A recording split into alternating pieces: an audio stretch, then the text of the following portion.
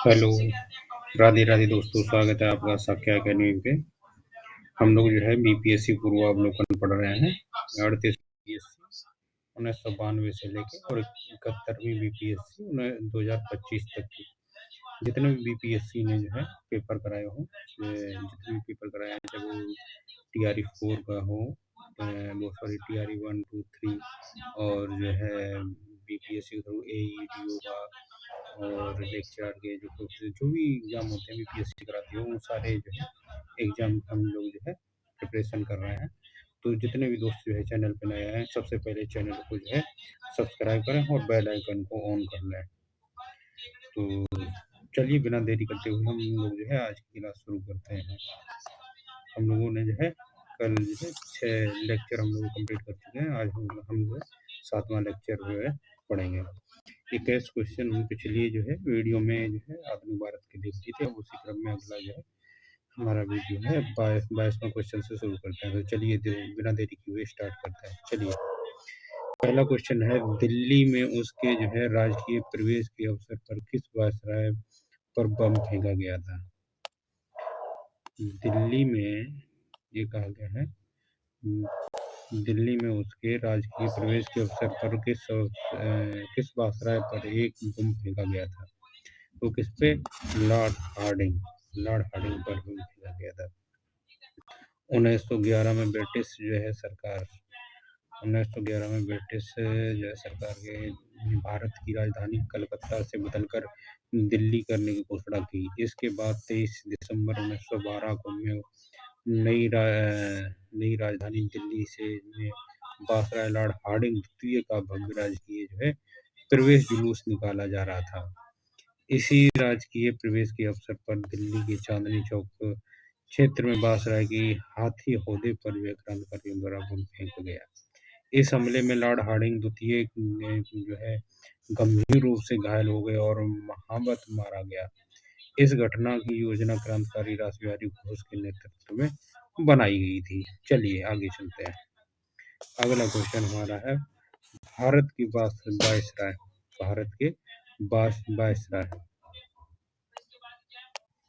अगला क्वेश्चन हमारा है 23वां क्वेश्चन क्या कहता है, भारत की वायसराय के रूप में किसके कार्यकाल में जो है महान शहीद जो है भगत सिंह सुखदेव राजगुरु को जो फांसी दी गई? भारत के वायसराय के रूप में किसके कार्यकाल में महान शहीद भगत सिंह सुखदेव राजगुरु को जो है फांसी दी गई? तो वो इरविन के कार्यकाल में, किसके जो है झंडूराम इरविन के जो है कार्यकाल में जो है भगत सिंह और सुखदेव राजगुरु को फांसी दी गई थी। हम झंडूराम इसलिए कह रहे हैं क्योंकि लॉर्ड जो शब्द हम जो है अपने जो है देवताओं के लिए यूज करते हैं, और ये शब्द जो है अंग्रेज जो है अपने नाम के आगे लॉर्ड लगवा के गए। आपने देखा होगा Lord Ganesha, Lord Hanuman, Lord Shiva, आपने देखा होगा ये ऐसे लगा होता है, यानी भगवान के लिए हम लोग यूज करते हैं, यानी वो अपने आप को भगवान के रूप में जो है मानते थे। लेकिन सबसे बड़ी बात है कि हमारी गवर्नमेंट भी चेंज नहीं करा रही है, इसको हटा देना चाहिए। वैसे लॉर्ड शब्द जो है इनके जो है अंग्रेजों के नाम के आगे से। तो हम लोग कहेंगे कि जो भगत सिंह सुखदेव और राजगुरु को फांसी किसके वायसराय के रूप में दी गई थी? तो झंडूराम इरविन के रूप में। इसलिए हम जो है लॉर्ड शब्द का यूज न करके झंडूराम इरविन का यूज करेंगे। चलिए व्याख्या देखते हैं। महान शहीद क्रांतिकारी भगत सिंह सुखदेव राजगुरु को जो है वायसराय जो है झंडूराम इरविन था, उसके कार्यकाल जो है तीसरे कार्यकाल में अप्रैल जो है 1926 से 3 अप्रैल 1926 से 18 अप्रैल जो है 1931 के कार्यकाल में 23 मार्च 1931 को फांसी दी गई थी। अगला क्वेश्चन हमारा 24वां क्वेश्चन हमारा क्या कहता है कि इंपीरियल कैडेट कॉर्प्स की स्थापना की गई थी। कब की गई थी? लॉर्ड कर्जन के समय। कब? लॉर्ड कर्जन के समय। लॉर्ड कर्जन को ना कहकर झंडूराम कर्जन कह लीजिए। इंपीरियल कैडेट कॉर्प्स की स्थापना किसने की थी? इंपीरियल कैडेट कॉर्प्स की स्थापना झंडूराम इरविन ने की थी। चलिए इसकी व्याख्या हम लोग देखते हैं। झंडूराम जो है कर्जन जो है झंडू राम करजन ने वर्ष 1901 में इंपीरियल कैडेट कॉर्प्स की स्थापना की। इसके उद्देश्य देशीय नरेशों के राजकुमारों एवं जो है सामंतों के पुत्रों के लिए सैनिक शिक्षा का प्रबंधन करना था। अगला प्रश्न है हमारा, किसने स्वतंत्र भारत के प्रथम प्रधानमंत्री जवाहरलाल नेहरू का साहस और दूरदर्शिता के एक उत्कृष्ट नेता के रूप में अभिवादन किया? तो किसने किया? जो है झंडूराम माउंटबेटन ने। किसने? झंडूराम माउंटबेटन। चलिए इसकी व्याख्या देखते हैं।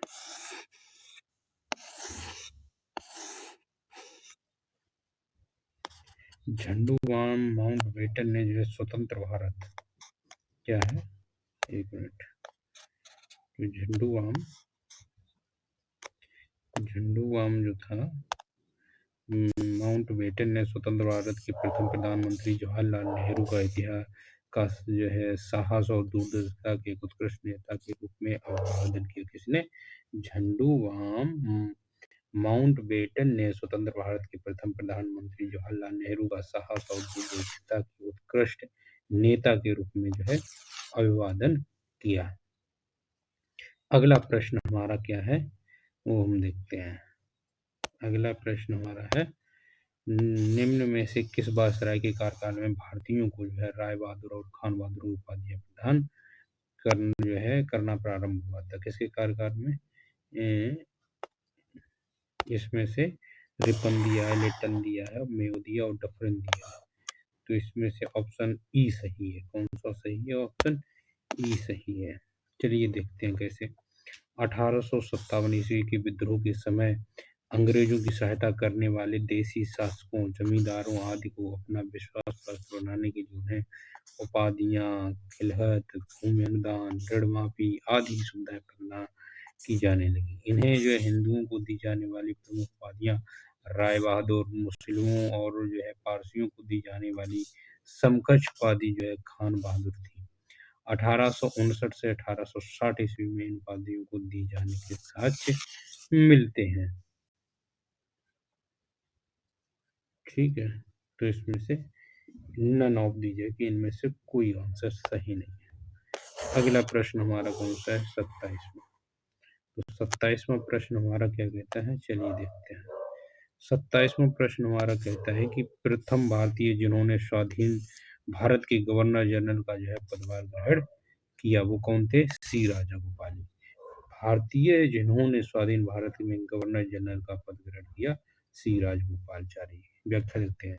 सी राजगोपालाचारी वर्ष जो है 1948 से 50 तक स्वतंत्र भारत के प्रथम भारतीय और अंतिम गवर्नर जनरल थे। इस पद पर 26 जनवरी जो है 1950 तक रहे हुए। वर्ष 1952 से 54 तक मद्रास के मुख्यमंत्री रहे।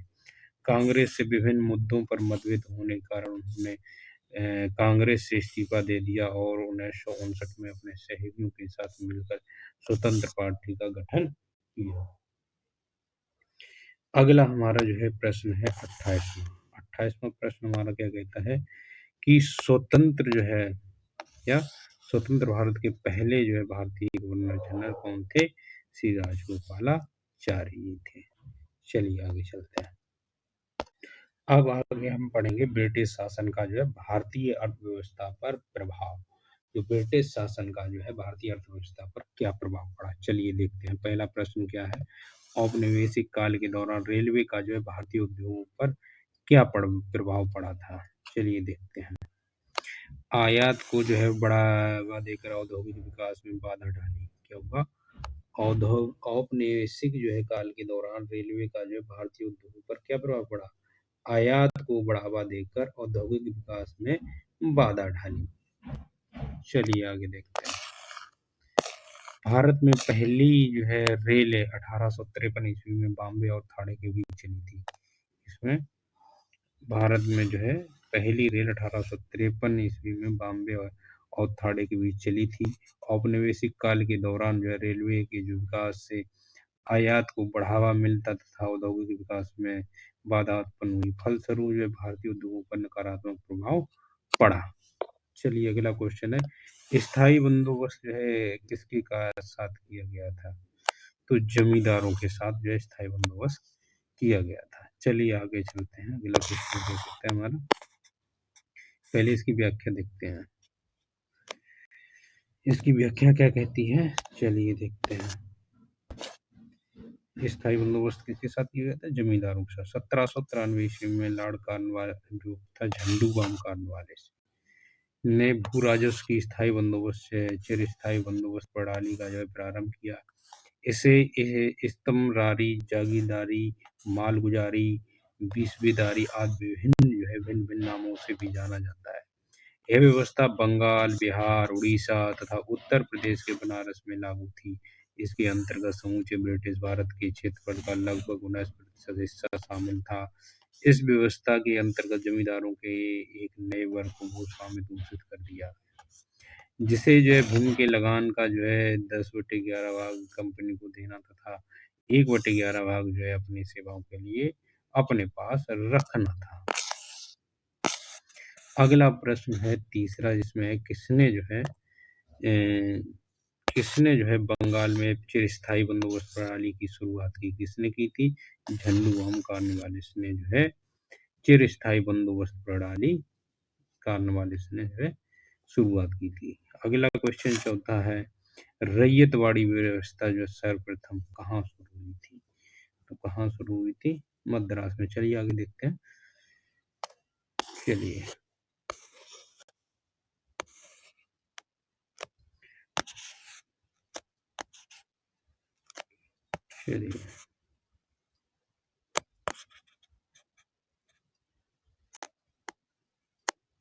चलिए देखते हैं। रैयतवाड़ी व्यवस्था औद्योगिक तौर पर जो सर्वप्रथम मद्रास प्रेसिडेंसी में अलेक्जेंडर रीड के द्वारा 1792 में तमिलनाडु के जो है ब्राह्मण क्षेत्र में लागू की गई थी। थॉमस मुनरो का संबंध रैयतवाड़ी व्यवस्था में से 1820 ईस्वी में मद्रास का गवर्नर बनाने पर इसे पूरे मद्रास प्रेसिडेंसी में लागू किया गया। मुनरो के शिष्य जो है एल्फिंस्टन ने इसे मुंबई प्रेसिडेंसी में लागू किया। संपूर्ण ब्रिटिश भारत के लगभग 51% क्षेत्र, मद्रास, बम्बई के जो है कुछ हिस्से, असम एवं कुर्ग, आधुनिक कर्नाटक का एक भाग आदि में यह व्यवस्था लागू की गई थी। इस व्यवस्था के अंतर्गत जो है रैयतों को भूमि का जो है मालिकाना हक दिया गया, जिसके द्वारा ये प्रत्यक्ष रूप से सीधे एवं व्यक्तिगत रूप से भू राजस्व अदा करने के लिए उत्तरदायी थे। 1835 ईस्वी के बाद जी विंगेट और H.E. गोल्डस्मिथ द्वारा इस व्यवस्था में सुधार किए गए। अगला प्रश्न है हमारा पांचवा प्रश्न क्या कहता है, चलिए देखते हैं। पांचवा प्रश्न है, मद्रास में रैयतवाड़ी पद्धति जो है किसने प्रारंभ की थी? मद्रास में जो है रैयतवाड़ी पद्धति किसने प्रारंभ की थी? तो ये जो है थॉमस मुनरो ने। किसने? थॉमस मुनरो ने जो है मद्रास में रैयतवाड़ी पद्धति शुरू की थी। अगला क्वेश्चन छठा है, वह है प्रथा जिसके तहत किसान स्वयं भूमि का मालिक होता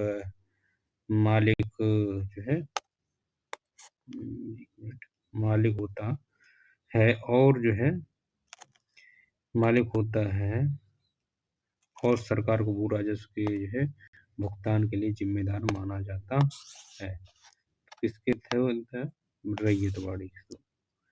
वह प्रथा जिसके तहत किसान जो है स्वयं भूमि का जो है मालिक होता है और सरकार को भू राजस्व के भुगतान के लिए जिम्मेदार माना जाता है, ये रैयतवाड़ी व्यवस्था के अंतर्गत आता है। चलिए देखते हैं रैयतवाड़ी प्रथा के अंतर्गत व्याख्या में देखते हैं।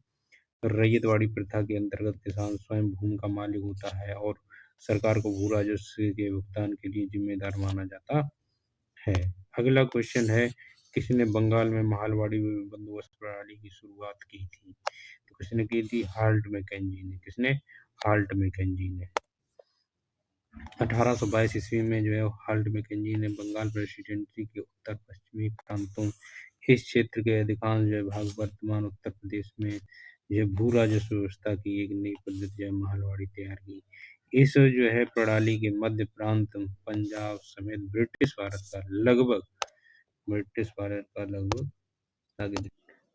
भारत का लगभग 30% भूभाग जो है शामिल था।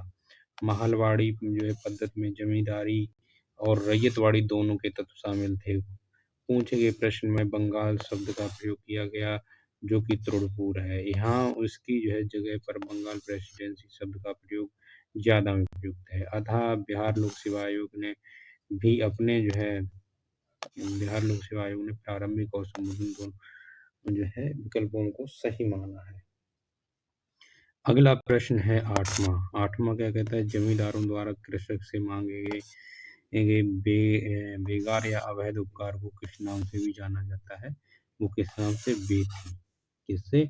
बेथी थे। इसकी जो है व्याख्या क्या है, जमींदारों द्वारा कृषक से मांगे गए बेगार या अवैध उपकार को जो है बेथी कहा जाता था। लोगों से बिना मजदूरी के काम करवाने की प्रथा बेगार कहलाती है, अर्थात यह एक प्रकार का जो है अवैतनिक जबरन श्रम है। चलिए अगला प्रश्न देखते हैं।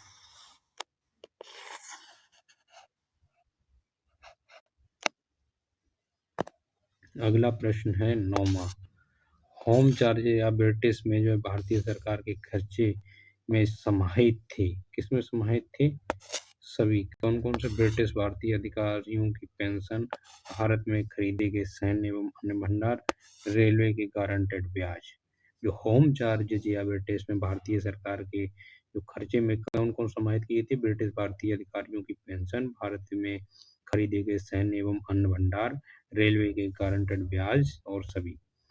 अगर जो है इसकी व्याख्या है, होम चार्जेज या ब्रिटिश में जो है भारतीय सरकार के खर्चे में ब्रिटिश भारतीय अधिकारियों की पेंशन, भारत को आपूर्ति की गई सैन्य और अन्य सामग्रियां तथा रेलवे के निवेशकों को गारंटी ब्याज, ये समेत सहित थे। यहाँ विकल्प में त्रुटिवश भारत में खरीदे गए सैन्य और अन्य भंडारा लिखा गया है, जिसके स्थान पर इंग्लैंड में खरीदे गए तथा भारत को आपूर्ति की गई सैन्य और अन्य सामग्रियां ज्यादा सही है।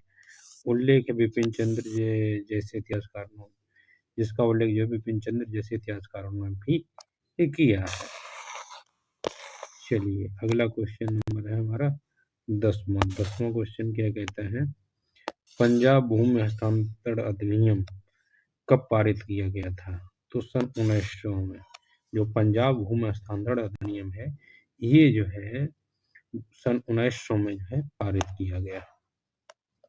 व्याख्या क्या कहती है, पंजाब भूमि हस्तांतरण अधिनियम जो है 1900 में पारित किया गया, जिसके जो है कृषकों की भूमि का गैर कृषकों के पास हस्तांतरित होना काफी हद तक नियंत्रित हो गया। चलिए आगे, हस्तांतरित हो गया। अगला जो है 11वां क्वेश्चन। 11वां क्वेश्चन क्या कहता है? 11वां क्वेश्चन कहता है कि भारत में पहली सूती कपड़ा मिल किस वर्ष स्थापित की गई? तो 1818 में। कब स्थापित की गई थी? सन 1818 में। भारत में पहली सूत कपड़ा मिल जो है सन 1818 में जो है कोलकाता के पास फोर्ट ग्लास्टर में स्थापित की गई थी। हालांकि इस मिल को व्यावसायिक विफलता का सामना करना पड़ा और इसे बंद कर दिया गया। क्या हुआ कि भारत की जो पहली सूती कपड़ा मिल सन 1818 ईस्वी में कलकत्ता के पास फोर्ट ग्लास्टर में स्थापित की गई थी, लेकिन हुआ क्या कि इस मिल को व्यावसायिक विफलता का सामना करना पड़ा और यह बंद कर दी गई। अब क्या हुआ? ये बंद कर दी गई। अब हम लोग देखेंगे 1857 की क्रांति। कौन सी? 1857 की क्रांति। चलिए देखते हैं 1857 की क्रांति। पहला प्रश्न है, अंग्रेजी भारतीय सेना ने चर्बी वाले कारतूसों से चलने वाली जो एनफील्ड राइफल कब शामिल की थी? तो कब की थी? दिसंबर 1856 में। कब? दिसंबर 1856 में भारतीय अंग्रेजी सेना ने चर्बी वाले कारतूस जो है एनफील्ड राइफल जो है दिसंबर 1856 में जो है शामिल की थी। चलिए इसकी व्याख्या देखते हैं।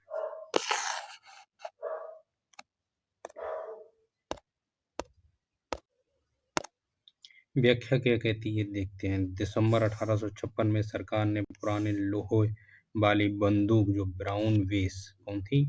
ब्राउन बेस के स्थान पर जो है नवीन एनफील्ड राइफल जो थी के प्रयोग का जो है निश्चय किया। इन फाइलों का जो है प्रशिक्षण एकदम जो है प्रशिक्षण दमदम, आंवला और सिलाइकोट में दिया जाना था। क्या हुआ? इनका जो है इन राइफलों का जो है प्रशिक्षण दमदम, अम्बाला और सिलाइकोट में दिया जाना था। इन राइफलों में चर्बी युक्त कारतूसों का प्रयोग किया जाना था, जिसमें जो है गाय और सूअर की चर्बी लगी होती थी। इस नई राइफल में जो है कारतूस के ऊपर भाग को मुंह से काटना पड़ता था।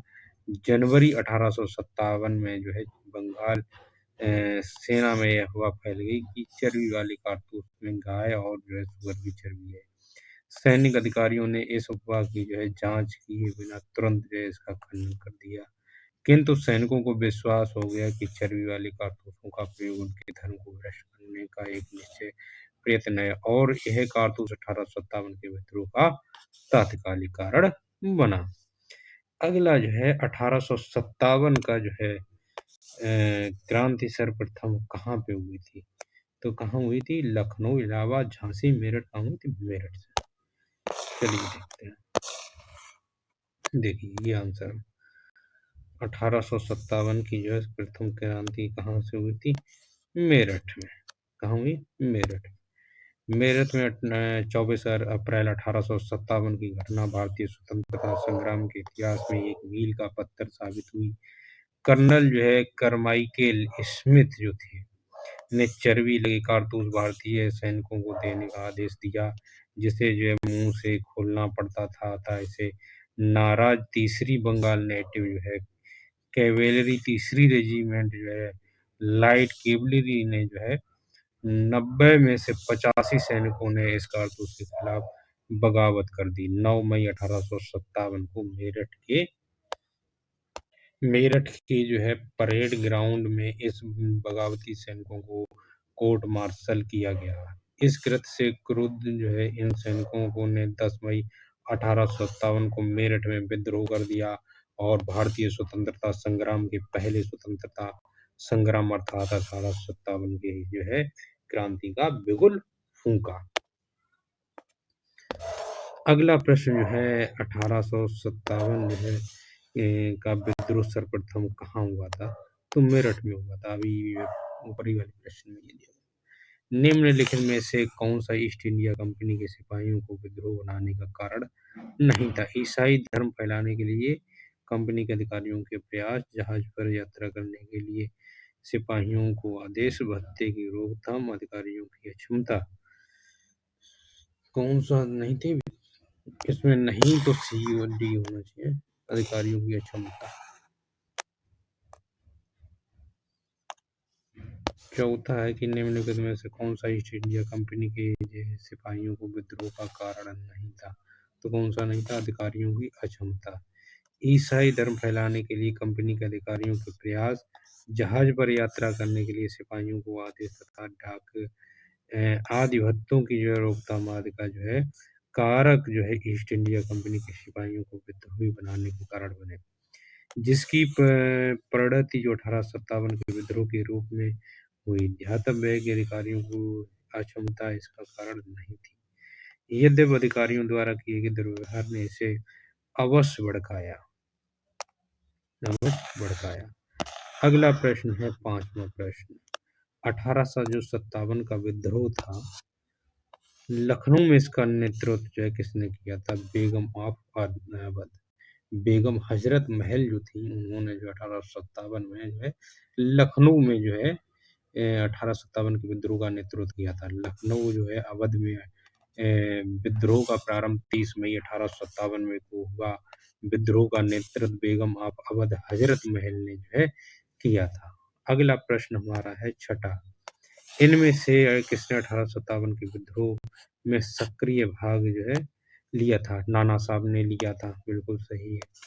नाना साहब कानपुर से थे, बेगम हजरत महल लखनऊ से थी, मौलवी अहमदुल्लाह फैजाबाद से। सही है। बेगम जीनत महल भी दिल्ली थी, यानी कि सारे के सारे सही है। ईस्ट इंडिया कंपनी के जो है राजनीतिक, आर्थिक, सामाजिक तथा धार्मिक कारणों के फलस्वरूप 1857 का विद्रोह प्रारंभ हुआ। लखनऊ में इस विद्रोह का जो है प्रारंभ मई 1857 में हुआ। कब हुआ? मई 1857 में। अगला जो है, हाँ, यहाँ पर यह इस विद्रोह का नेतृत्व बेगम हजरत महल ने किया। कानपुर में इस विद्रोह का नेतृत्व नाना साहेब के द्वारा तथा फैजाबाद में इस विद्रोह का नेतृत्व मौलवी अहमदुल्ला शाह ने किया था। जबकि बहादुर शाह जफर, जो अंतिम मुगल बादशाह की पत्नी बेगम जीनत महल की भूमिका 1857 के विद्रोह में संदेहात्मक थी। ब्रिटिश स्रोतों के अनुसार वह विद्रोहियों की सहयोगी न होकर अंग्रेजों के साथ समझौता करने वाली तथा विद्रोह को कमजोर करने वाली खड़ी थी। हालांकि कुछ स्रोतों में कहा गया है कि जीनत महल ने 1857 के विद्रोहियों के लिए दिल्ली के दरवाजे खोल दिए थे, लेकिन इस कथन की यह पुष्टि किसी विश्वस्त स्रोत से नहीं होती है। अतः दिए गए प्रश्नों में सभी विकल्प के सही उचित विकल्प क्या होगा? ए होगा। अगला जो है प्रश्न क्या है? सातवां प्रश्न क्या है? इनमें से किसने अंग्रेजी ईस्ट इंडिया कंपनी के कंट्रोल के खिलाफ बगावत नहीं की थी? तो किसने नहीं की थी? जो हैदराबाद के निजाम ने जो है ईस्ट इंडिया कंपनी के कंट्रोल के खिलाफ बगावत नहीं की थी। अगला जो है हमारा जो है इसी की व्याख्या हम लोग जो है देखते हैं पहले, उसके बाद आगे चलेंगे। इसकी जो है क्या कहते हैं,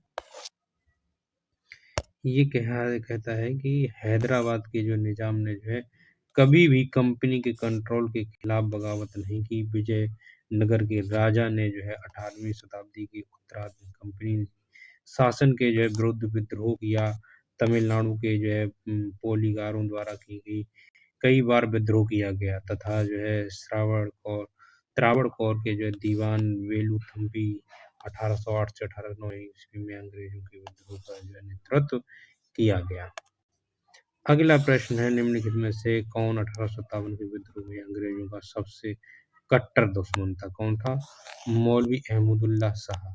तो मौलवी अहमदुल्ला शाह था, ये जो है अंग्रेजों का जो है सबसे कट्टर दुश्मन था।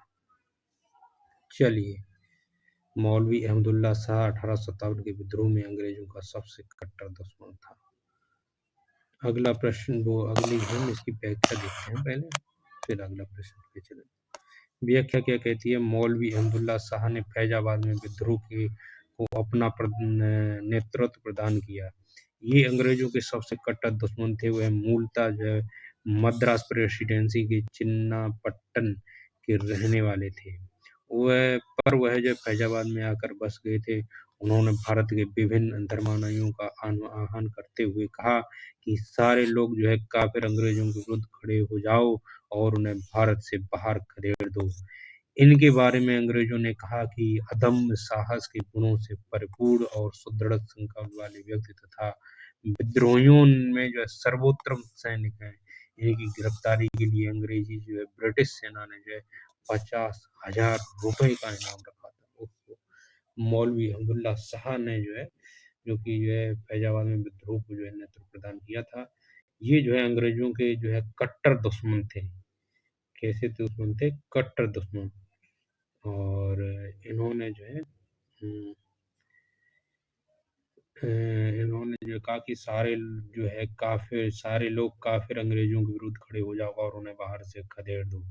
और जो है अंग्रेजों ने इनके लिए कहा था कि अदम साहस के गुणों से भरपूर और शुद्ध और दृढ़ संकल्प वाले व्यक्ति तथा विद्रोहियों में सर्वोत्तम सैनिक जो कौन, किसको माना अंग्रेजों ने? मौलवी अहमदुल्ला शाह को। इनके लिए गिरफ्तारी के लिए 50,000 रुपए जो है अंग्रेजों ने इनाम रखी थी इनकी गिरफ्तारी के लिए। अगला प्रश्न हमारा 9वां क्या कहता है कि 1857 के विद्रोह को किस उर्दू कवि ने देखा था? मिर्जा जो गालिब थे, इन्होंने जो है 1857 के कवि जो है विद्रोह को देखा था। 1857 के विद्रोह को मिर्जा गालिब ने स्वयं अपनी आंखों से देखा था। जो मिर्जा गालिब थे, उन्होंने 1857 के विद्रोह को अपनी आंखों से देखा था। अगला प्रश्न है, निम्नलिखित में से किसका नाम 1857 के आंदोलन से जुड़ा है? तो किसका है? तात्या टोपे। चलिए व्याख्या देखते हैं। तात्या टोपे जो है 1814 से लेके तात्या टोपे 1814 से 1859 ईस्वी तक को जो है रामचंद्र पांडुरंग के नाम से भी जाना जाता है। वे 1857 ईस्वी के जो भारतीय विद्रोह के प्रमुख नेता थे। इनका जन्म महाराष्ट्र के जो है येवला गांव में हुआ था, जहां वे पेशवा बाजीराव द्वितीय के दत्तक पुत्र नाना धोंदोपंत इन्हें जो है नाना साहब के नाम से भी जाना जाता है। बाजीराव द्वितीय के मित्र बन गए। 1851 ईस्वी में पेशवा बाजीराव द्वितीय की मृत्यु के उपरांत डलहौजी ने नाना को जो है उनके पिता के पेंशन से वंचित कर दिया। उधर तात्या टोपे पहले से जो ही ब्रिटिशों को अपना शत्रु मान चुके थे। दोनों ने मिलकर कानपुर में ईस्ट इंडिया कंपनी की जो है भारतीय टुकड़ियों को जो है जीत कर नाना साहब के जो है आधिपत्य को जो है स्थापित किया, और तात्या जो है स्वयं जो है सेना के कमांडर इन चीफ बन गए। इन्हें जो है सैनिक अदालत में अप्रैल 1859 में फांसी दे दी गई थी। अगला प्रश्न हमारा है, झांसी की रानी लक्ष्मीबाई की मृत्यु कहाँ हुई थी? तो झांसी की रानी जो है लक्ष्मीबाई की मृत्यु ग्वालियर में हुई। कहाँ पे हुई? ग्वालियर में। चलिए इसकी व्याख्या। झांसी की रानी जो है लक्ष्मीबाई की जो है मृत्यु ग्वालियर में हुई थी। झांसी की रानी लक्ष्मीबाई की मृत्यु ग्वालियर में हुई थी। ग्वालियर में ही महारानी लक्ष्मीबाई की समाधि स्थित है। महारानी लक्ष्मीबाई का जन्म बनारस में हुआ था। इनके बचपन का नाम मनु था। क्या था? रानी जो है लक्ष्मीबाई की जो है बचपन का नाम क्या था? मनु था। इनका जन्म कहाँ हुआ था? बनारस में। निम्नलिखित में वर्गों में किसने 1857 के विद्रोह में भाग नहीं लिया था? तो किसने नहीं लिया था? खेतीहर मजदूरों ने लिया था। साहूकारों ने लिया? नहीं लिया। तो इसको ये हम लोग इन्होंने नहीं लिया। कृषकों ने लिया था? लिया था। जमींदारों ने लिया? नहीं लिया था। जो 1857 के विद्रोह में जो है भाग जो है किसने किसने लिया? खेतीहर मजदूर और कृषक ने लिया। लेकिन पूछा गया है नहीं वाला, तो नहीं किसने किसने नहीं लिया? साहूकार और जमींदार। कौन कौन? साहूकार और जमींदार, यानी दूसरा और चौथा आंसर सही है। चलिए आगे इसकी व्याख्या देखते हैं। चलिए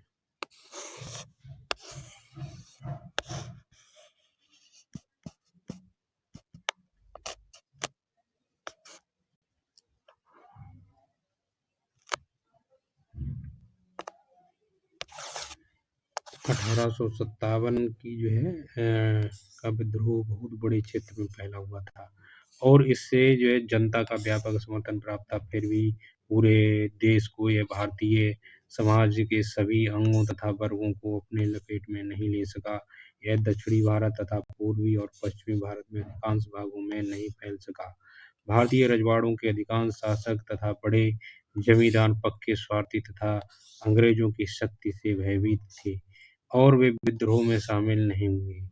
इसके जो है विपरीत ग्वालियर के जो है सिंधिया, इंदौर में होलकर, हैदराबाद के निजाम, जोधपुर के महाराजा, पटियाला, नाभा और जींद के जो है सिख शासक तथा पंजाब के जो है दूसरे सिख सरदार, कश्मीर के महाराजा तथा दूसरे अनेक जो है सरदारों और बड़े जो है जमींदारों ने जो है विद्रोह को कुचलने में जो है अंग्रेजों की जो है सक्रिय सहायता की। गवर्नर जनरल जो है कैनिंग के बाद में टिप्पणी की कि इन शासकों ने तूफान के जो है आगे जो है बांध की तरह काम किया है, वरना यह तूफान एक ही लहर में हमें बहा ले जाता है।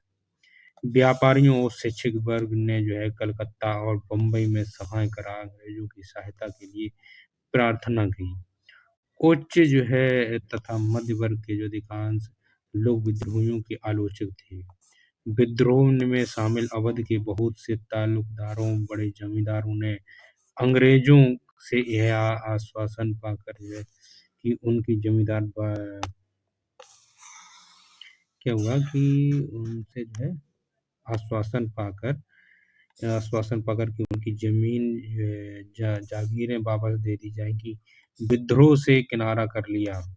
ग्रामीण जनता के हमलों का निशाना सूदखोर थे, इसलिए वे स्वाभाविक तौर पर विद्रोह के शत्रु हो गए थे। आधुनिक शिक्षा प्राप्त जो है भारतीयों ने भी विद्रोह का साथ नहीं दिया। शिक्षित वो जो भारतीय थे वे देश का पिछड़ापन समाप्त करना चाहते थे। उनके मन में यह गलत विश्वास भरा था कि अंग्रेज आधुनिकरण के जो है काम को पूरा करने में उनकी सहायता करेंगे। अगला प्रश्न 1857 का विद्रोह लखनऊ में किसके नेतृत्व में किया गया था? तो बेगम हजरत अवध या बेगम ऑफ अवध के नेतृत्व में। चलिए इसकी जो है व्याख्या देखते हैं। 13वां प्रश्न का आंसर पहला, लखनऊ अवध के विद्रोह का जो है प्रारंभ 30 मई 1857 को हुआ। यहाँ विद्रोह का नेतृत्व बेगम हजरत महल जो है बेगम ऑफ अवध ने किया और अपने अल्पवयस्क पुत्र ब्रिजिस कादिर को जो है नवाब घोषित किया। मार्च 1858 ईस्वी में कैंपबेल ने यहाँ के जो है विद्रोह को समाप्त कर लखनऊ पर पुनः कब्जा कर लिया, जबकि बेगम हजरत महल ने जो है आत्मसमर्पण करने से इनकार कर दिया और नेपाल चली गई। अगला प्रश्न हमारा है 14वां 1857 का विद्रोह मुख्यतः किस कारण से असफल रहा था? तो किसी जो है सामान्य योजना और केंद्रीय संगठन की कमी से जो है किसकी वजह से 1857 का विद्रोह मुख्यतः किस कारण से असफल रहा था? किसी सामान्य योजना और केंद्रीय संगठन की कमी से। चलिए व्याख्या देखते हैं, व्याख्या क्या कहती है? व्याख्या कहती है हमारी 1857 के विद्रोह की असफलता का मुख्य कारण किसी सामान्य योजना एवं केंद्रीय संगठन की कमी थी। विद्रोहियों के नेताओं में कोई संगठन की भावना देखने में नहीं आई। 82 वर्षीय बहादुर शाह कमजोर जो है था। उसके द्वारा जो है विभिन्न जो है सरदारों का आह्वान करना काफी नहीं था। साथ ही विद्रोहियों ने वीरता तो दिखाई और सरकार का विनाश करने पर वे तुले हुए भी प्रतीत होते थे, किंतु ऐसा करने के लिए उनके पास किसी सुनियोजित और एकीकृत कार्यक्रम का पूर्ण अभाव था। उनमें जो है अनुशासन की कमी थी। जो है कभी-कभी तो वे अनुशासित सेना के बजाय दंगाई भीड़ की तरह व्यवहार करते थे। विदेशी शासन के जो है प्रति एक साझी घृणा को छेड़कर और कई संबंध सूत्र नेताओं को बीच नहीं हुआ था। किसी क्षेत्र विशेष से जो है ब्रिटिश सत्ता को उखाड़ फेंकने के बाद उसे पता भी नहीं होता था कि उसकी जो है जगह किस प्रकार की राजनीतिक सत्ता या संस्थाएं स्थापित की जाएं। उनके पास एक भविष्योन्मुख कार्यक्रम, सुसंगत विचारधारा, राजनीतिक परिप्रेक्ष्य या भावी समाज और अर्थव्यवस्था के प्रति एक स्पष्ट दृष्टिकोण का अभाव था। चलिए अगला प्रश्न हम लोग देखते हैं 15वां प्रश्न। 15वां प्रश्न हमारा क्या कहता है? चलिए देखते हैं। 15वां प्रश्न कहता है कि 1857 के विद्रोह की विफलता के जो है निम्नलिखित में से क्या कारण थे? अंग्रेजों की सैन्य श्रेष्ठता। सही है, अंग्रेजों की सैन्य श्रेष्ठता थी, सही बात है बिल्कुल, इसलिए जो है 1857 का विद्रोह विफल हो गया।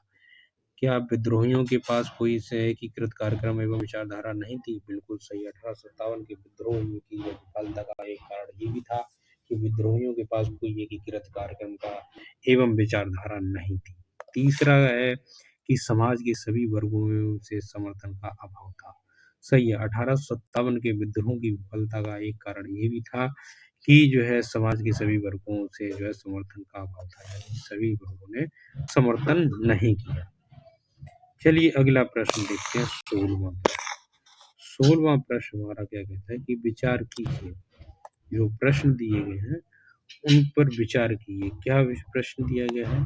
इस पे कथन ए दिया गया है कि 1857 में प्रथम स्वतंत्रता संग्राम ब्रिटिश सरकार से स्वतंत्रता प्राप्त करने में असफल रहा। बिल्कुल सही बात है। तो इसका कारण दिया है कि बहादुर शाह जफर के नेतृत्व को जन सहयोग नहीं मिला था और अधिकांश महत्वपूर्ण रियासतों के शासक जो है उनका साथ देने में कतरा गए। ये भी जो है इस कारण का जो है सही जो है कथन का जो है सही कारण है कि 1857 में प्रथम स्वतंत्रता संग्राम ब्रिटिश सरकार से स्वतंत्रता प्राप्त करने में असफल रहा। सही बात। और बहादुर शाह जफर के जो है नेतृत्व को जन सहयोग नहीं मिला था और अधिकांश महत्वपूर्ण रियासतों के शासक उनका साथ देने में कतरा गए। इसी कारण के कारण वो कथन है सही है। चलिए आगे चलते हैं। 1857 के जो है विद्रोह का जो है स्वरूप मुख्यतः सामंतवादी था, जिसमें जो है कुछ राष्ट्रवाद के तत्व विद्वान थे। अवध तथा व रुहेलखंड के तथा अन्य जो है उत्तरी भारत के जो है सामंतवादी तत्वों ने विद्रोह का नेतृत्व किया, और जो है दूसरी ओर अन्य सामंतवादी तत्वों तथा पटियाला, जींद, ग्वालियर व हैदराबाद के राजाओं ने इस विद्रोह का दमन करने में जो है सहायता की। संकट के समय में कैनिंग ने कहा था, यदि सिंधिया भी विद्रोह में जो है शामिल हो जाए तो मुझे कल ही बिस्तर गोल करना होगा। अगला प्रश्न हमारा जो है 17 है, जिसमें कहा गया महारानी विक्टोरिया ने भारतीय प्रशासन को जो है ब्रिटिश राज के नियंत्रण में ले लेने की घोषणा कब की थी? 1 नवंबर 1858। महारानी जो विक्टोरिया ने भारतीय प्रशासन को ब्रिटिश राज के नियंत्रण में लेने की घोषणा 1 नवंबर 1858 में की थी। चलिए व्याख्या देखते हैं।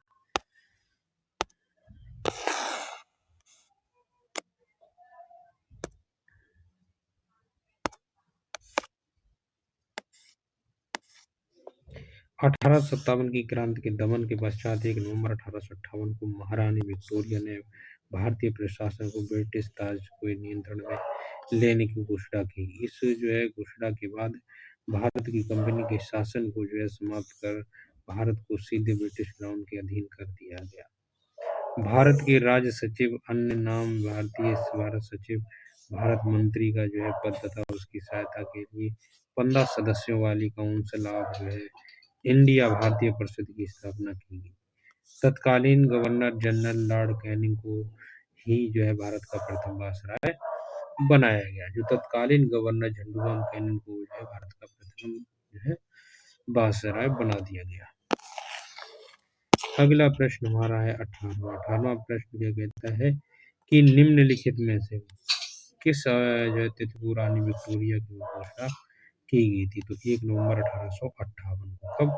1 नवंबर 1858 को। अगला प्रश्न है 1857 के विद्रोह के बाद ब्रिटिश सरकार ने सिपाहियों का इन प्रांतों में चयन किया था। किनमें? गोरखा, सिख एवं पंजाबी उत्तर प्रांत में। गोरखा, सिख एवं पंजाबी उत्तर प्रांत में 1857 के विद्रोह के बाद ब्रिटिश सरकार ने विद्रोहियों का इन प्रांतों में से चयन किया। गोरखा, सिख एवं पंजाबी प्रांतों में।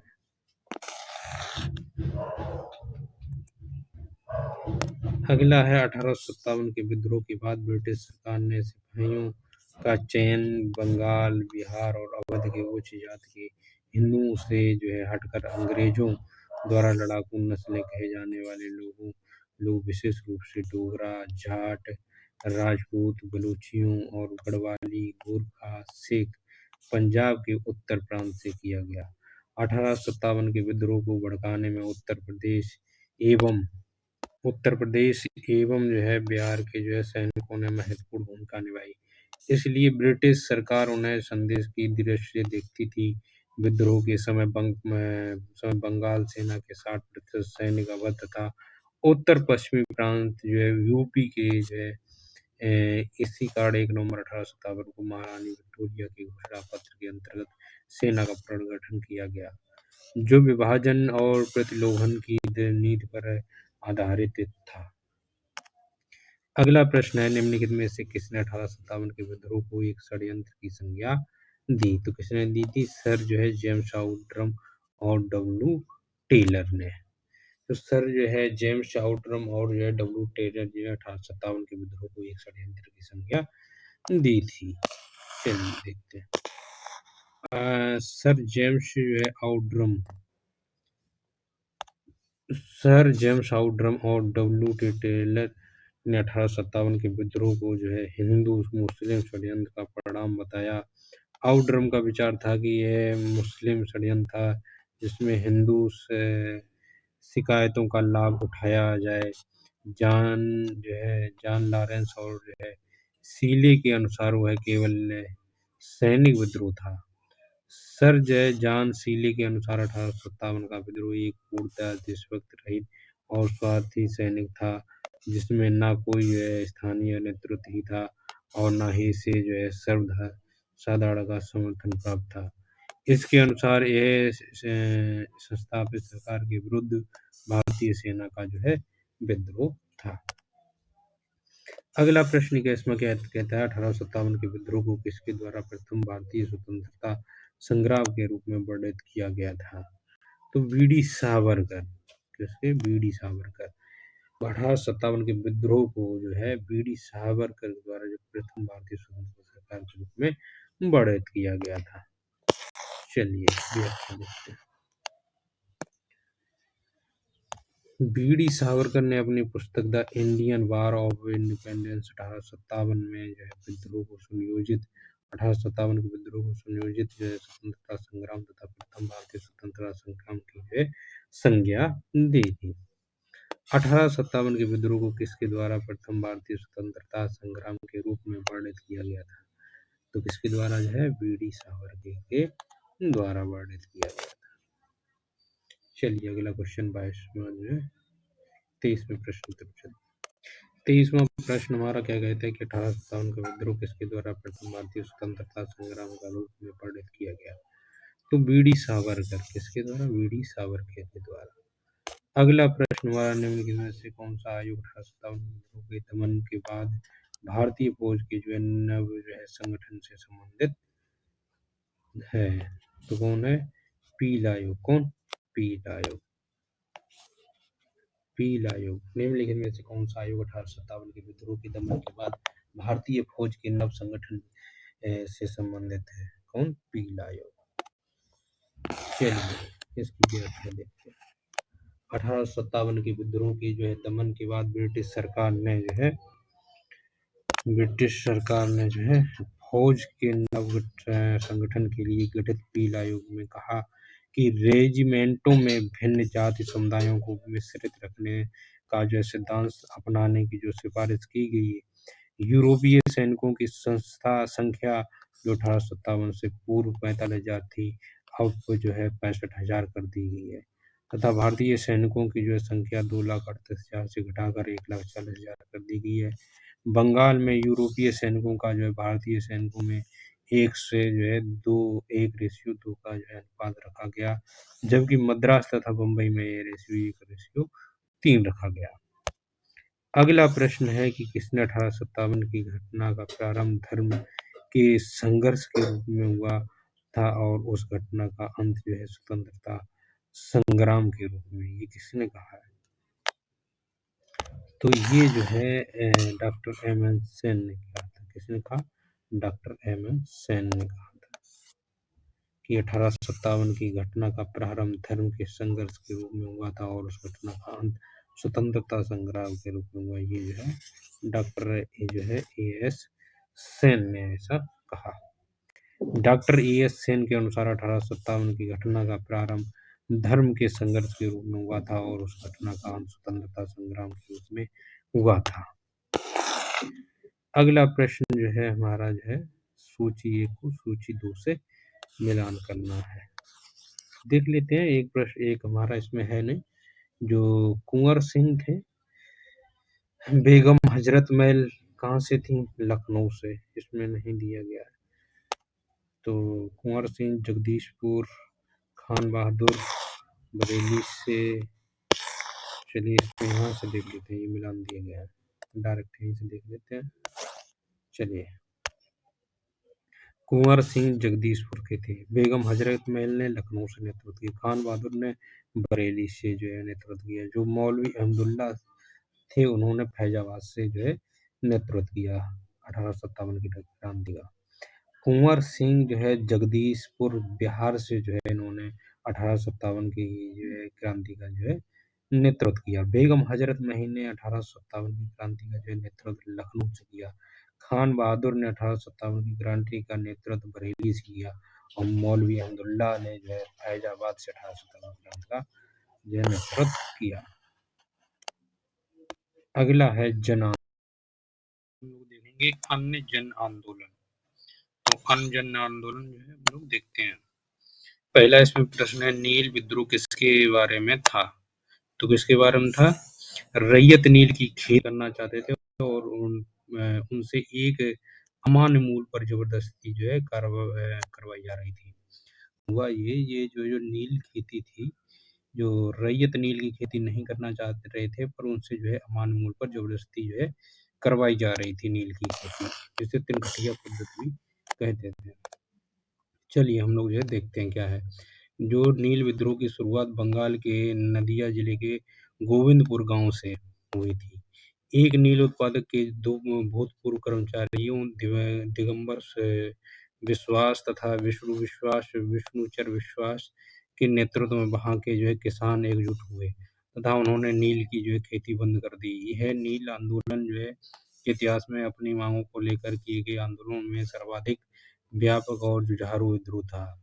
बंगाल का जो नील विद्रोह शोषण के जो है विरुद्ध किसानों की जो है सीधी लड़ाई थी। बंगाल के वे काश्तकार जो अपने खेतों में चावल की खेती करना चाहते थे, उन्हें यूरोपीय नील जो है बागान मालिक नील की खेती करने के लिए मजबूर करते थे।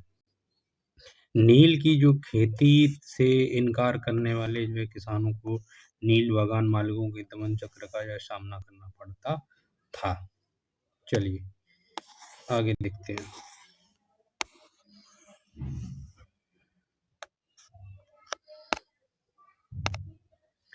आगे जो है हमारा क्या जो है आगे व्याख्या हमारी क्या कहती है कि मार्च जो है 1859 में बंगाल के जो है हजारों रैयतों ने नील की खेती से जो है इनकार कर दिया। जैसे जैसे विद्रोह फैला, रैयतों ने बागान मालिकों को जो है लगान चुकाने से इनकार कर दिया। 1860 ईस्वी तक नील आंदोलन नदिया, पाबना, खुलना, ढाका, मालदा, दीनाजपुर आदि क्षेत्रों में फैल गया। किसानों की जो एकजुटता के कारण जो बंगाल में 1860 ईस्वी तक लगभग सभी नीले जो है कारखाने बंद हो गए। बंगाल के जो है बुद्धिजीवी वर्ग ने जो अखबारों में अपने लेखों द्वारा जो है तथा जनसभाओं के माध्यम से इस विद्रोह के प्रति अपने समर्थन को व्यक्त किया है। इसमें हिंदू पेट्रियट के संपादक हरिश्चंद्र मुखर्जी की विशेष भूमिका रही। नील बागान मालिकों के अत्याचारों का जो है खुला चित्रण दीनबंधु मित्र ने अपने नाटक के नील दर्पण में किया। चलिए अगला देखते हैं। प्रश्न है निम्नलिखित में से कौन नील विद्रोह के नेता थे? तो कौन थे नील विद्रोह के नेता? दिगंबर विश्वास। कौन? दिगंबर विश्वास और विष्णु चरण विश्वास। तो निम्नलिखित में से नील विद्रोह के नेता कौन थे? दिगंबर विश्वास और विष्णु चरण विश्वास जो है नील विद्रोह के नेता थे। अगला प्रश्न हमारा है प्रसिद्ध नाटक काल नील दर्पण जो है जिसमें इंडिगो की खेती करने वाले किसानों को दमन का चित्रण किया गया, की रचना किसने की थी? तो इसकी रचना दीनबंधु ने की थी। जो नील दर्पण नाटक है वो दीनबंधु के द्वारा लिखा गया था, जबकि नील विद्रोह के नेता दिगंबर विश्वास और विष्णुचरण विश्वास है। चलिए आगे चलते हैं। नील कृषकों की दुर्दशा पर लिखी गई नील दर्पण जो है पुस्तक के लेखक दीनबंधु थे। कौन थे? दीनबंधु थे। हम लोगों ने नोट पर देखा है। बंगाल व बिहार के नील कृषकों की दशा का वर्णन करते हुए नील दर्पण नाटक के जो है लेखककार कौन थे? दीनबंधु।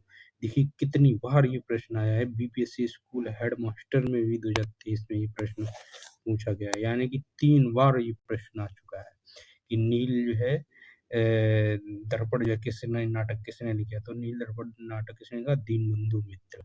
देखिए क्वेश्चन नंबर 4 जो है 2023 में, और क्वेश्चन नंबर जो है ये 5 2023 में, चौथा जो है प्रश्न नंबर जो है 1997-98 में पूछा गया बीपीएससी में, और जो है क्वेश्चन नंबर तीसरा 2020 में पूछा गया।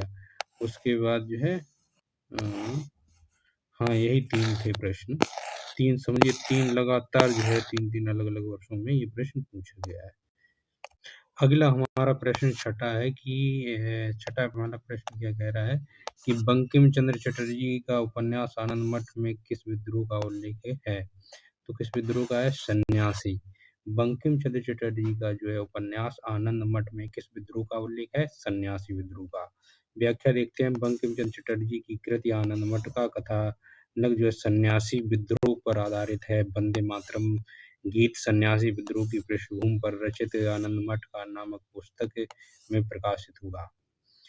अगला प्रश्न है बंकिम चंद्र चट्टोपाध्याय बंकिम चंद्र जो है चट्टोपाध्याय की आनंद मठ का विद्रोह किस विद्रोह का जो है उल्लेख है, तो वो है सन्यासी विद्रोह। देखिए ये भी प्रश्न दोबारा है।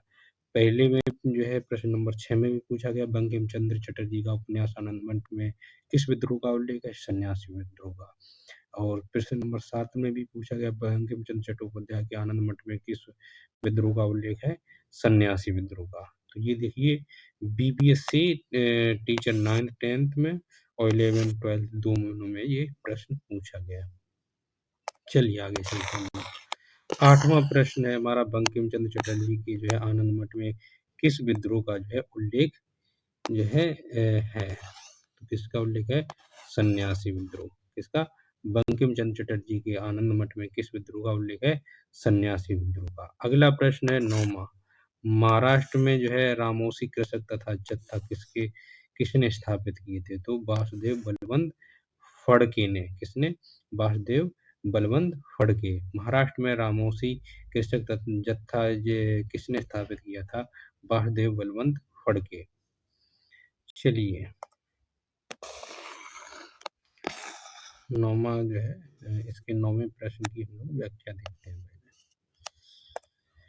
9वें प्रश्न की व्याख्या क्या कहती है, महाराष्ट्र में रामोसी कृषक तथा जत्था किसके स्थापित किया गया था, वासुदेव बलवंत फड़के ने। इसमें कहा गया प्रारंभिक जो है क्रांतिकारियों में अग्रणी वासुदेव बलवंत फड़के जो 1845 से 83 ईस्वी में ने जो है बम्बई प्रेसिडेंसी की रामोसी जनजाति के लोगों को संगठित करके प्रशिक्षित लड़ाकू जो है बम में परिवर्तित किया। उन्हें आजीवन निर्वासन की सजा दी गई। 1883 ईस्वी में आमरण अनशन जो कुछ स्रोतों में इसकी इच्छा मृत्यु का कारण तपेदिक टीबी बताया गया है, से इनकी मृत्यु हो गई थी।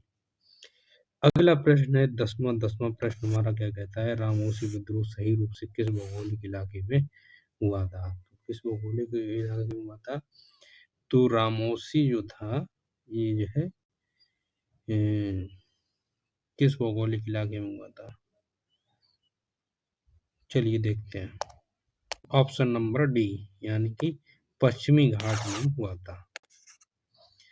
पश्चिमी घाट में रहने वाले रामोसी जनजाति के लोग 1822 ईस्वी में अपने नेता सरदार चित्तूर सिंह के नेतृत्व में रामोसी विद्रोह किया। रामोसी ने सतारा के आसपास के क्षेत्रों को लूटा और किलों पर भी आक्रमण किया। 1825-26 ईस्वी में भयंकर अकाल और अन्नाभास के कारण उन्होंने उमाजी नाइक के नेतृत्व में पुनः जो है विद्रोह किया। अगला प्रश्न जो है कौन सा, बघेरा विद्रोह। कौन सा है, बघेरा विद्रोह जो है कहाँ हुआ, बड़ौदा में। कहाँ हुआ, बघेरा जो विद्रोह है कहाँ हुआ, बड़ौदा में। चलिए देखते हैं इसकी व्याख्या क्या है। जो बघेरा विद्रोह 1818 ईस्वी में अंग्रेज सरकार के विरुद्ध किया गया। बघेरा विद्रोह बड़ौदा में हुआ। बड़ौदा के जो है गायकवाड़ों ने अंग्रेजी सेना की सहायता से जो है बघेरों के से जो अधिक कर एकत्र करने का प्रयत्न किया, जिसके जो है परिणाम स्वरूप बघेरा सरदारों से जो है विद्रोह कर दिया। इन्होंने 1818 और 1819 के जो है मध्य ब्रिटिश क्षेत्रों पर भी आक्रमण किया है। यह 1820 ईस्वी के आसपास जो है समाप्त हो गया। अगला प्रश्न है पागलपंथ की स्थापना किसने की थी। पागलपंथ की स्थापना जो है करम शाह ने की। किसने की, पागलपंथ की स्थापना करम शाह ने की थी। चलिए आगे देखते हैं। अगला जो है प्रश्न जो इसकी व्याख्या है, पागलपंथ एक अर्ध धार्मिक संप्रदाय था। कैसा था, एक अर्ध धार्मिक, जिसकी शुरुआत जो है करम जो है या करीम शाह द्वारा की गई थी। वस्तुतः गारो जनजाति से संबंधित विद्रोह था। पागलपंथी विद्रोह बंगाल के शेरपुर और मैमन सिंह के जो क्षेत्र जो बंगाल वर्तमान बंगाल में स्थित है, मुख्य रूप से विस्तृत था। शाह जो है कि पुत्र तथा उत्तराधिकारी टीटू जो कि टीपू धार्मिक तथा राजनैतिक उद्देश्यों से प्रेरित थे। उसने जो है जमींदारों के द्वारा मुजारों पर जो है किए गए अत्याचारों के विरुद्ध आंदोलन किया। 1825 ईस्वी में टीटू ने शेरपुर पर अधिकार कर लिया तथा राजा बन बैठा। वह इतना जो है शक्तिशाली हो गया कि स्वतंत्र सत्ता का जो है प्रयोग करने लगा और जो है प्रशासन को चलाने के लिए उसने जो है एक न्यायाधीश, न्याय मजिस्ट्रेट और कलेक्टर जो है नियुक्त किया। अगला प्रश्न हमारा जो है कौन सा है? 13वां प्रश्न हमारा क्या कहता है? बंगाल बली प्रथा का निषेध करने के कारण अंग्रेजों के जो है विरुद्ध विद्रोह करने वाली जनजाति कौन थी? खोन। खोन जनजाति ने मानव बलि प्रथा का जो है निषेध करने के कारण अंग्रेजों के विरुद्ध जो है विद्रोह करने वाली जनजाति बनी। चलिए आगे चलते हैं। अगला है जो है आगे इसकी जो व्याख्या क्या कहती है कि खोन जनजाति जो है के लोग जो है किसके जनजाति के? खोन जनजाति के लोग जो है तमिलनाडु से लेकर पश्चिम बंगाल और मध्य भारत तक फैले विस्तृत पहाड़ी क्षेत्रों में रहते थे और पहाड़ी क्षेत्र होने के कारण वे वस्तुतः स्वतंत्र थे। कैसे थे? स्वतंत्र थे। उन्होंने 1846 से 1855 ईस्वी इस अवधि के जो है पूर्व और उपरांत भी ये आंदोलन चलता रहा। यह जो है काल मुख्य रूप से चक्र बिश्नोई के नेतृत्व वाला है तथा अंग्रेजों के विरुद्ध विद्रोह किया। इस आंदोलन का नेतृत्व युवा राजा के नाम पर चक्र बिश्नोई ने किया। विद्रोह का मुख्य कारण ब्रिटिश सरकार द्वारा मानव बलि जो है मरिया को प्रतिबंधित करने के प्रयास, अंग्रेजों द्वारा नए करों का जो है करारोपण और अनेक क्षेत्रों में जमींदारों तथा साहूकारों के प्रवेश से संबंधित थे, जिनके कारण जो है आदिवासियों को अनेक जो है कष्टों का सामना करना पड़ा। अंग्रेजों ने एक मरिया एजेंसी गठित की जिसके विरुद्ध जो है खोनों ने जो है विद्रोह किया। चलिए आगे चलते हैं हम लोग 14 प्रश्न की तरफ। 14 नंबर प्रश्न क्या कहता है कि 19वीं सदी के अंत में वर्तमान मेघालय के गारो हिल्स क्षेत्र में ब्रिटिश अधिकारियों के खिलाफ जो है आदिवासी विद्रोह में कौन सा आदिवासी नेता शामिल था? तो जगन्नाथ शर्मा, टिपेंद्र जी, रानी गाईदिन्सु या इनमें से कोई नहीं है। जो है पातोगन संगमा या तोंगन नेंग मिनाज संगमा एक गारो आदिवासी नेता थे। कौन से? पातोगन संगमा या पातोगन नेंग मिनाज संगमा एक गारो आदिवासी थे जिन्होंने 19वीं सदी के अंत में वर्तमान मेघालय के गारो हिल्स क्षेत्र में ब्रिटिश अधिकारियों के खिलाफ विद्रोह किया। वह दिसंबर 1857 में बेजोड़ वीरता और साहस के साथ लड़ते हुए शहीद हो गए। अगला प्रश्न है हमारा 15वां नंबर। किसने जो है कि कर की जो है नई व्यवस्था के विरुद्ध जो है शोषणकारी नीतियों का विरोध किया? तो किसने किया? चलिए देखते हैं। प्रश्न नंबर हमारा 15 क्या कहता है? किसने जो है कर की नई व्यवस्था के विरुद्ध शोषणकारी नीतियों का विरोध किया था? 1855-56 में बिहार के संथालियों ने किसके? 1856-57 में बिहार के संथालियों ने इसका जो है विरोध किया था। नई व्यवस्था के विरुद्ध जो है शोषणकारी शक्तियों का विरोध किया था किसने? 1855-56 में बिहार के संथाली जनजाति ने। बिहार के संथालियों ने 1855-56 में ब्रिटिशों द्वारा लगाए गए कर की नई व्यवस्था के विरुद्ध शोषणकारी जो है शक्तियों का विरोध किया। संताल विद्रोह का मुख्य कारण जो है भारी कर, महाजनी शोषण, जमींदारी दखल और औपनिवेशिक प्रशासन राजस्व तंत्र था। यह विद्रोह औपनिवेशिक जो है शोषण और उत्पीड़न के खिलाफ हाशिए पर रहने वाला जो है समुदाय के जो है संघर्ष का प्रतिनिधित्व करता है।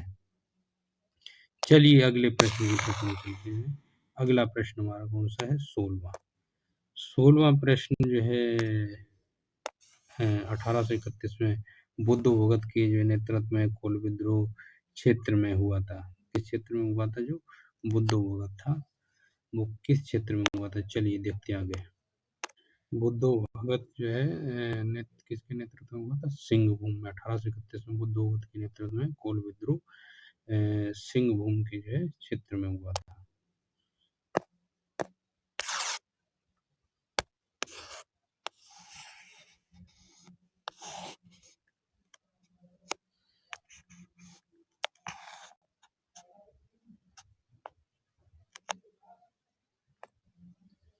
चलिए देखते हैं आगे। 1831 ईस्वी में बुद्धो भगत के नेतृत्व में कोल विद्रोह छोटा नागपुर क्षेत्र के जो है सिंहभूम, पलामू, हजारीबाग तथा मानभूम क्षेत्रों में हुआ था।